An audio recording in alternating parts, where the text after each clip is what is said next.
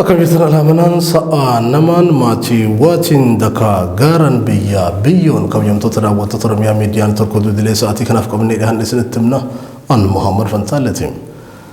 Weerara gama daangaatiin humnoonni poolisoota addaa naannoo Amaaraa irratti raawwachaa jiranii fi dhabamuu roobatiin hongee mudateen horsiisee bultoonni aanaa Fantaallee hawaasni karrayyuu rakkoo hamtuuf erga saaxilamee bubbulee jira. Kan hordofuun sochiin deeggarsa mallaqa walitti qabu hayyoota fi aktiivistootaan deeggaramuun eegalamee jira. Oduun kun akka itti aanutti isiniif dhiyaata.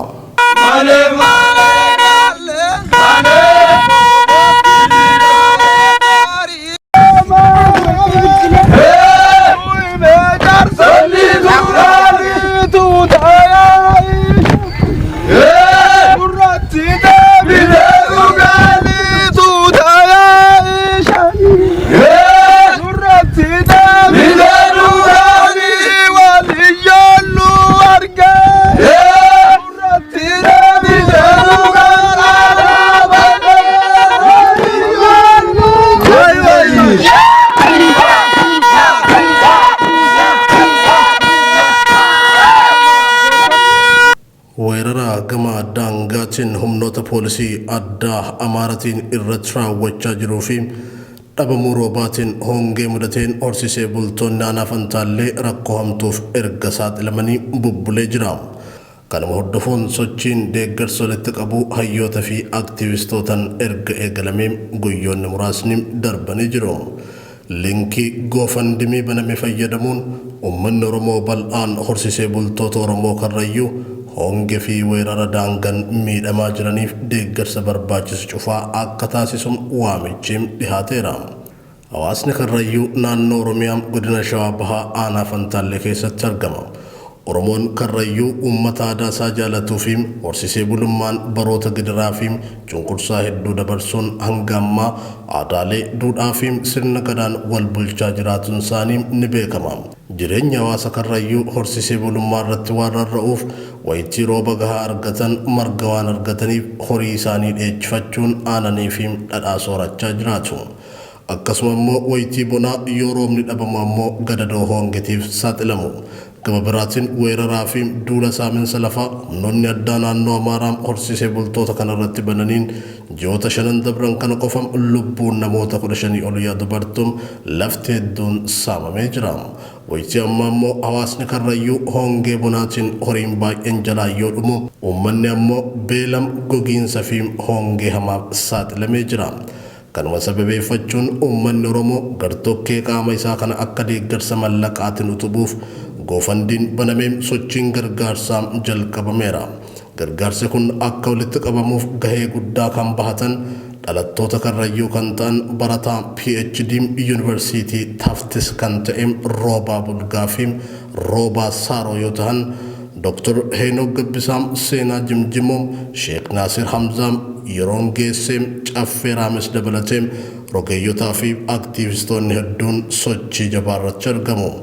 Deeggarsi kunis karaa marsaalee hawaasummaa fi miidiyaalee elektirooniksiitiinis kallattiin kan walitti qabamu ta'uun hoogganaan koree qindeessituu deeggarsa kanaa Roobaa Bulgaam Oromiyaa Miidiyaa Neetworkiitti himaniiru. Dabaluunis barataa PhD Yuunivarsiitii Tufts kan ta'e Roobaa Bulgaam uummanni Oromoo bal'aan hawaasa Oromoo karrayyuu wayitii ammaa hongee bonaa fi weerara humnoota addaa naannoo Amaaraan gidirfamaa jiru kana waan danda'aniin gargaaruun akkaan barbaachisaa akka ta'e dhaamsa dabarfateera. Ulfaadhaa isinis warri OMN yaada nu gaafatu keessanii fi kaayyoon guddaan GoFundMe kanaa uummata tiffatee bulaa uummati karrayyuu rakkoo jabduu keessa jira. Rakkoon jiran kun rakkoolee lama.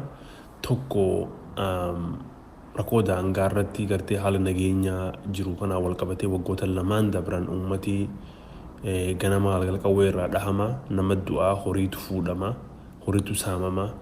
Daangaan lafti teenya, lafti nuti beennu, lafti irratti guddirratti dhalanne gara kiiloomeetira 45 ol keessa seenee jarri warri Amaaraa kun gartee daangaa cabsee irratti gandallee ijaaratee jira, maqalleetti moggaafatee jira. Kun immoo waan humna keenya ol ta'ee uummata illee hin dandeenye, mootummaa illee eegitee waan dadhabeedha. Rakkoo inni lammataa immoo rakkoo bonaati. Ganna baranaa kana waan hin roobne ganni ni oole bishaan lafan jiranii.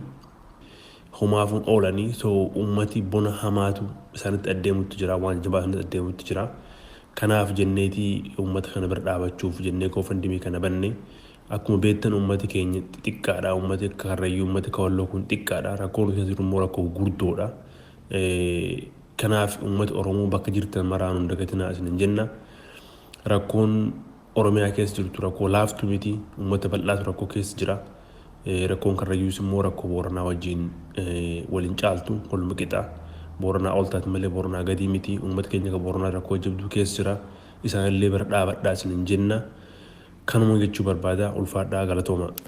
Gogiinsaa fi hongin akkuma jirutti ta'e lafti weerara bulchiinsa mootummaa naannoo Amaaraan aanaa Fantaallee irraa fudhatame Malkaa Jiloo Ulaagaa Xininjii Haroo Arbaam Miccim Haroo Diidam Qonyee Qorkeem Arroolleem Wanjim Doddotii Guddoom Harooressa Bal'aa Harooressa Qal'aa Funyaan Booraa fi Funyaan Waangayyoo faadha. Kanaaf hawaasni Oromoo Karrayyuun weerara saaminsa lafaa irratti banamee fi hongee mudate kanarraa dandamachuuf dirmannaa uummata Oromoo bal'aa kan barbaadu ta'uun keessa beektonni yaada kennatanii jiru.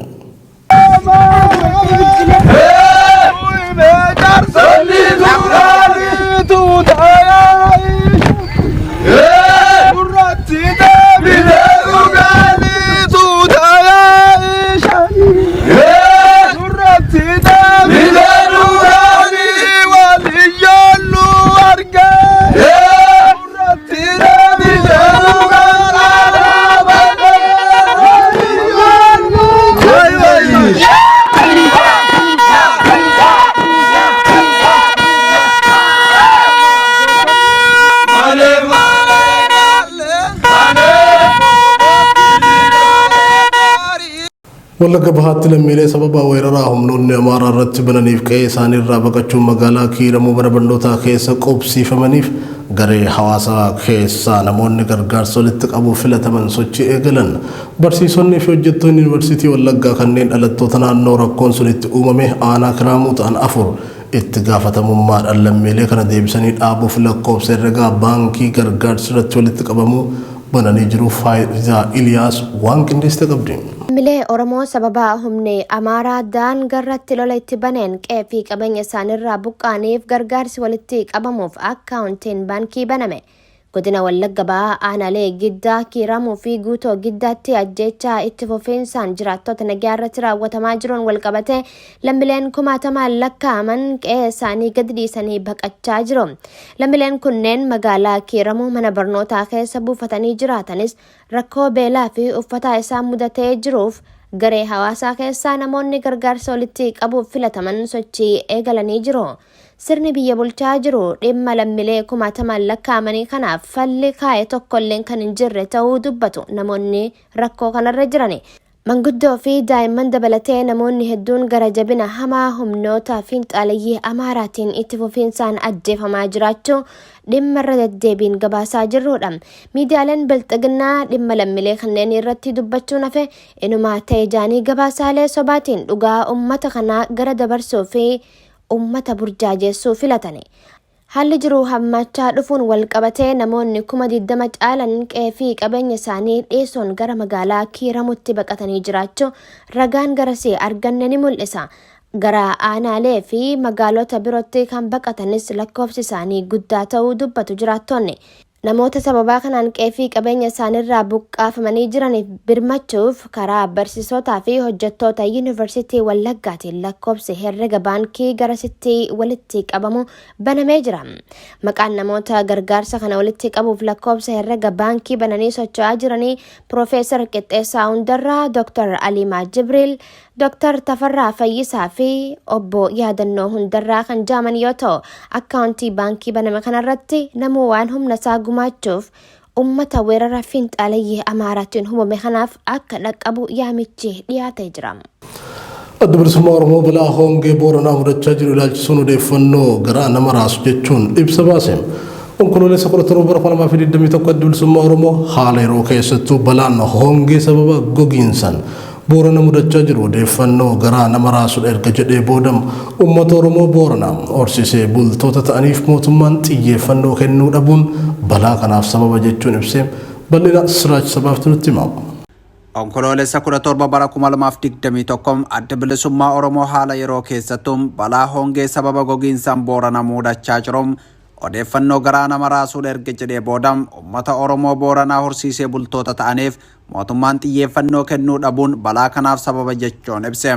Uummanni godina Booranaa kuusaa aadaa fi duudhaa Oromooti kan jedhu ibsi adda bilisummaa Oromoo kun waggoota kurnan darbaniif ammoo Booranni giddugala qabsoo fi warraaqsa Oromoo ta'uun mirga hiree ofiin murteeffachuu Oromootiif wiirtuu qabsoo ta'anii adda durummaan sirna gabroonfataatiin warra qabsaa'aa jiru ta'uu addeessa. Sababa sabboontotaa fi aadeffattoota ta'aniif mootummaan dhufaa darbaan biyyattii misoomaawwan bu'uuraa ummaticha barbaachisan kanneen akka daandii, mana barnootaa, dhaabbilee fayyaa fi tajaajila bishaanii isaan dhoorgataa har'a dhaqqabee jira jedha ibsi adda bilisummaa Oromoo kuni. Itti fufee sababbii uummanni Booranaa yeroo ammaa kanaan balaa hongeef saaxilameef xiyyeeffannoon kennameef misoomaawwan bu'uuraa argachuu dhabuu isaaniiti jedha. Murni paartii Biltsiginnaa Oromiyaa dhibaa'ummaa fi ofirrummaa isaaf uummata bulchuuf humnaan qabachuun deeggarsa irraa dhaabe kanam karaa ittiin ijaa ba'u godhee yaaduun gocha dursanii baraaruu osoo hin raawwatin waan hafeef horsiisee bultoonni kumaatamaan lakkaa'aman gogiinsaan dararamuuf dirqaman jedha. Murni Biltsiginnaa Oromiyaa fi Federaalaa xiyyeeffannoo isaanii waraana kaabaa fi waraana bilisummaa Oromoo irra godhanii waan jiraniif lammiilee nagaaf misoomaawwan bu'uuraa yoo dhabaman balaa hongee fiduu malaniif xiyyeeffannoo kennuu dhabuun isaa Booranni rakkoo hamaa keessatti kufes jedham ibsi adda bilisummaa Oromoo baase kunim. Akka ibsi kun jedhutti beelli hamaan rakkoo midhaan nyaataa fi bishaan dhugaatii akkasumas rakkoon gogiinsaa uumameen dhalli namaa fi qabeenya uummataa looniif beeyladoonni kan biroo miidhama hamaaf saaxilamanii jiru jedham. Maddi rakkoo kanaas rakkoo siyaasaa fi uumamaati jechuun addeessam. Abaa'oon ibsa kanaan qaamolee gargaarsaa hubannoo uumuu fi deeggarsa taasisaa jiran UN dabalatee kanneen biroo dhamaatii isaaniif isaan galateeffadha yoo jedhuun oduun rifaasisaa fi garaa nama nyaatu kun hirrachuu kan danda'u yeroo isaatti furmaata waarawaa yoo argate qofa jedham. Kanaafis dhaabbilee miti mootummaa fi mootummaa mataa isaa akkasumas firoota saba Oromoo kan ta'an martuu waan humnaa fi dandeettii keessaniin uummata keenya akka dhaqqabdan yaamicha isiniif taasisna jechuun haalli amma jiru qaama tokko qofaan furmaata kan hin arganne ta'uu eeram. Dhumarrattis lammiilee Oromoo addunyaa kanarra facaatanii jirtan martoom rakkoo kanaaf furmaata atantamaa argamsiisuuf waan dandeessan maraan hirmaadhaa qaamolee kan biroofis hubannoo uumaa jechuun Abaa'oon waamicha dhiyeesseetii jira. Godina Wallagga Lixaa aanaa Najjoo ganda Mucicoo Boolli iddoo adda tulluu Cuucee jedhamutti guyyaa kaleessaan Onkoloolessa 16 bara 2021 waraanni Biltsiginnaa lubbuu nama tokkoo balleessan. Maqaa waraanaa bilisummaa Oromoo wajjin hidhata qabda jedhuun namoota nagaa ajjeesuun lixa Oromiyaatti hammaatee jiraachuu kan ibsan maddeen odeeffannoo OMN guyyaa kaleessaa dargaggoo Oromoo maqaan isaa Tashoomee Tasgaraa jedhamu maatii isaa fuulduratti haala suukanneessaan rasaasan ajjeesanii jiraachuu Oromiyaa miidiyaan sarkatti himaniiru. Dulli maqaa sakatta'insa waraana bilisummaa Oromootiin bobbaafame godina Wallagga Lixaa aanaalee garagaraa keessatti ajjecha suukanneessaa raawwachaa kan jiru yoo ta'u sababa rakkoo intarneetaaf ammoo odeeffannoowwan danuun ukkaanfamaa jiru jedhameera. Sirni awwaalcha dargaggoo Tashoomee Tasgaraa guyyaa har'aa aanaa Najjoo ganda Mucicoo Boollitti raawwatamee jira. Harargee Lixaa aanaa Odaa bultuu magaalaa Baddeessaa dabalatee baadiyyaalee naannoo sanaa keessatti duulli dargaggoota damsuu cimee itti fufee jira jedhame. Aanicha keessatti sabboontota hidhaa buusuun baratameera jedha jiraatan garsii dubbifne. Guyyoota muraasa dura kaadiroonni Biltsiginnaa dargaggoota hidhuuf barbaadan dhabnaan maatii dargaggoota doorsisa cimaarraan gahaa jiraachuu himam. Sana boodas dargaggoo barbaadaa turan erga arganii booda nu jalaa miliquuf yaale jechuun rasaasatti dhukaasuun miidhaarraan gahuutu himamam. Dargaggoota aanichaa kanaan dura sababii tokko malee hidhamanii turtii yeroo dheeraa booda hiikaman hedduu hammas bifa haaraan hidhuuf barbaadaa jiraachuu Oromiyaa miidiyaan odeeffateera. Dargaggoota Oromoo jumlaan hidhuun guutummaa Oromiyaatti jabaatee itti fufaa akka jiru isinii gabaasaa turuun keenya kan yaadatamuudha. Gabaasni kan Faayidaa Eliyaas ture. Waraanni humna ittisaa Tigraay loltoota Biltsiginnaa kumaatamaan lakkaawwan barbadeessuun magaalota murteessoo ta'an to'achuun beekame. Humnoonni Tigraay haleellaa waraana Biltsiginnaa kana deebisanii haleeluudhaan injifannoo waraanaa murteessaa ta'e humnoota Biltsiginnaa irratti gonfachuu isaanii ibsaatiin jiru gabaasa qindaa'eem Naa'imaa Umartu dubbisa. Waraanni humna ittisa Tigraay loltoota biltsiginnaa kumaatamaan lakkaa'aman barbadeessuun magaalota murteessoo ta'an to'achuun beekame. Maqaa duula xumuraa joon guyyoota muraasaan dura addoota waraanaa hundarratti haleellaa kan eegale waraanni biltsiginnaa kisaaraa guddaa keessa galuun isaa dhagahamee jira.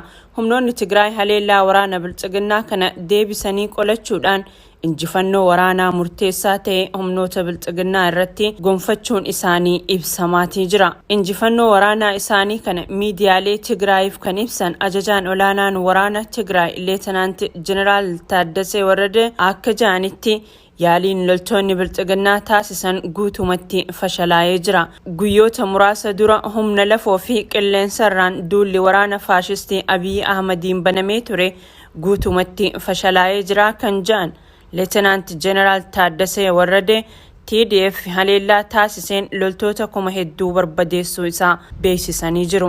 Lola addoota waraanaa hundarratti taasifame kanaanis meeshaaleen waraanaa gurguddaa fi loltoonni biltsiginnaa kumaatamaan booji'amuun kan beekamu yoo ta'u tarkaanfiin deebisanii haleeluu kunis fulbaana 27 hanga onkololeessa 5 bara 2014 akka lakkoofsa Itiyoophiyaatti ta'uun ibsamee jira. Diinni kutaalee waraanaa 34 qabachiise keessaa kutaaleen waraanaa 27 lola kanarratti hirmaachuu kan eeru ibsi kun humna biltsiginnaa kana keessatti harki caalu guutumatti barbadeeffamuun himameeti jira. Bifuma wal fakkaatuun naannoo Affaar keessatti lafa tarsiimoo loltummaa fi daandii Itiyoophiyaa Jabuutii to'achuuf murteessoo kan taate magaalli Cifraa loltoota humna Tigraay fi hidhattoota Affaariin to'atamuun beekameeti jira. Sirni biltsiginnaa magaalaa Cifraa lakkisuun Finfinnee lakkisuudha jechuun baatii lamaaf humna guddaa bobbaasee magaalaa Cifraa baraaruuf yaalii taasisaa turuun kan yaadatamu yoo ta'u amma garuu lafti tarsimoo loltummaaf hedduu barbaachistuu taate tun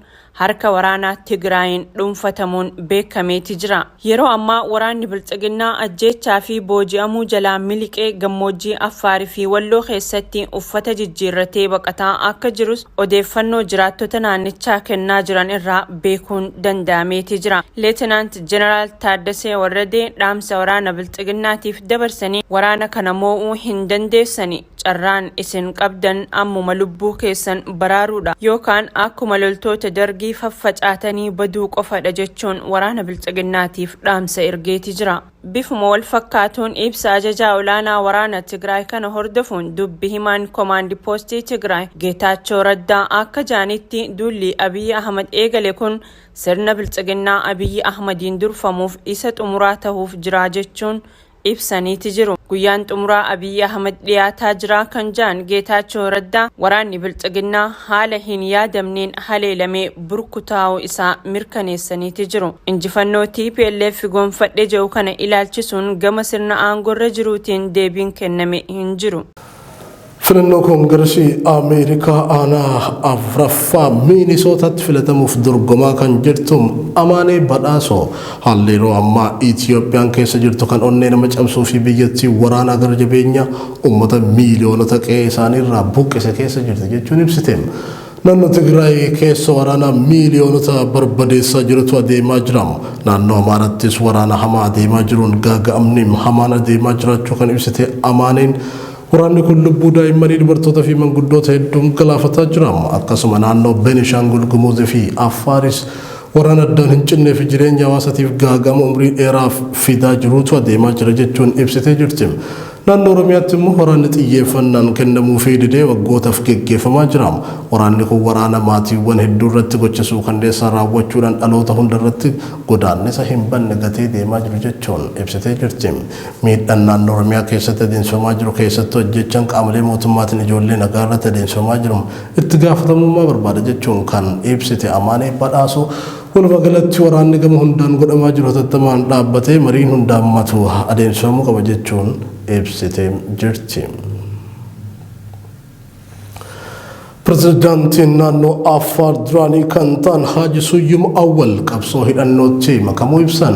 Waggoota muraasa dura pirezidaantii naannoo Affaar kan turan Haaji Suyyum Awwal sirna biltsiginnaa Abiy Ahmadiin durfamuu loluuf qabsoo hidhannootti makamuu isaanii beeksisanii jiru. Pirezidaantii naannoo Affaar fi waggoota dheeraaf ammoo naannicha keessatti sadarkaa hooggansa garaagaraatti hojjetaa kan turan Haji Suyyum Awwal sirni bilxiginnaa hiree murteeffannaa uummata Affaar sarbuudhaan socho'aa jiraachuu ibsan Tigraay TV irratti kennaniin beeksisanii jiru. Haji Suyyum Awwal akka jedhanitti sirni bilxiginnaa waggaa sadeen kana uummata Affaar irratti gidiraa guddaa fi dararaa hangana hin jedhamne raawwatee jira waan ta'eef dargaggoonni fi uummanni Affaar guutuun sirnicha irratti fincilaa eegalan jabeessuu akka qaban waamicha dhiheessaniitiin jiru. Itti dabaluunis yeroo ammaa sirni bilxiginnaa saboota obboleeyyan Affaar fi Tigraay walitti buusuuf yaalii taasisaa jira kan jedhan pirezidaantichi duraanii kun uummanni Affaar fi Tigraay qabsoo hadhooftuu waloon sirnicha irratti taasisaa jiran jabeessanii akka itti fufan gaafataniitiin jiru. Sudaan keessatti hiriirri mootummaan akka aangorraa kaafamu gaafatu adeemsifame. Sanbata kaleessaan kunuunsa 16 mormitoonni mootummaa ce'umsaa Sudaan kumoota lakkaa'aman daandilee magaalaa Kaartum irratti hiriira bahuun raayyaa waraana biyyattii kan Jeneraal Abdul Fattah al-Burhaaniin durfamu aangoo biyyattii akka qabatuuf waamicha taasisaa turan. Baatii fulbaana darbe keessa gayaaliin fonqolcha mootummaa deeggartoota Bashiiriin taasifameen booda muddamni biyyattii keessatti cimee jira.